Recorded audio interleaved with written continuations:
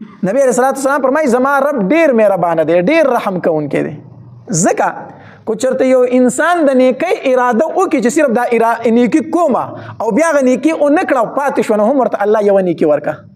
د نیکی د ښه کار اراده د کړو چې زه به د ښه کار کومه او بیا هغه کار او نکو نو په تشه اراده ورله الله یو نیکی ورکړه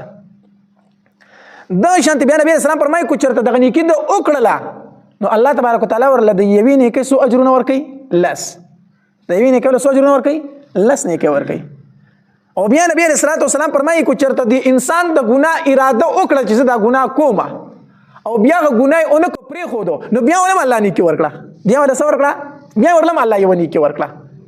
او کو چرته الله دینه کې دی انسان د ګناه وکړو وای کو نو الله تبارک وتعالى فرشتو ته وي صرف یو ګناه ورلولي کوي څو لولي کوي یو ګناه ورلولي کوي او هغه فرشتو ته وي صبر وکي لا لیکي ما کې دې شي دې توبه وباسي کې دې شي دې سوباسي توبه وباسي ګناه خو وکړو غلامي نه کوي کې دې شي دې توبه وباسي نو چې کله دې پر خپل ګناه باندې کلک شو توبه نو باسي بیا فرشتو ته الله تبارک وتعالى فرمایي دا ګناه ول وسو کوي وی لیکه نو الله څومره مهربان دی د نیکی ته اراده دی وکړه یو نیکی درلو لیکله خو کو نیکی دی وکړه لس نیکی درلا لس بدلی درلا د الله درکړي د ګناه اراده دی کړي خو بیا د ګناونه کړو بای بدل کړتم سمېلو شو نیکی میلو شو او کو ګناه دی وکړه الله دینه کې هم پرشتو ته الله فرمایي لیکي ما ملي صبر وکي دی به توبه وباسي خو چې توبه دی بدبخت ونیستنه الله تبارک وتعالى فرمایي هغه توبه نو باسي ولي کورله دا ګناه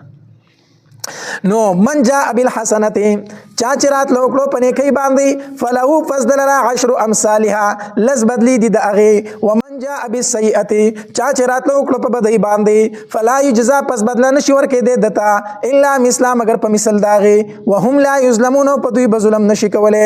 قل او پاک پیغمبره انني هداني یقینا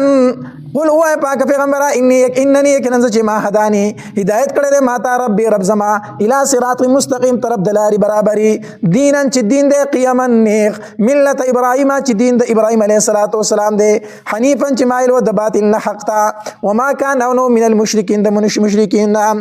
قل او پاک پیغمبره ان صلاتي یقینا زمون زما ونسكي او قرباني زما ومحياي او ژوند زما ومماتي او مرګ زما لله خاص الله تبارک وتعالى لرده رب العالمین چې رب د مخلوقات دی لا شریک له نشته د شریک غلرا وبذلك او پدې خبره باندې امرته حکم کړی شوی ماته وانا اول المسلمین چې شم اول د مسلمانانو نه قل وای پاک پیغمبره غیر الله آیا بغیر د الله تبارک وتعالى نه ابغي زولتو ما ربن بل رب وهو رب كل شيء او غفالن کې د هر یو شی دی ولا تکسب او عمل نکوي كل نفس حس یو نفس الا عليها مگر بوج پاغه باندې بوي ولا تزر پورته بن کې وازره یو پورته کوون کې وزر اخرى پیټه د بلچا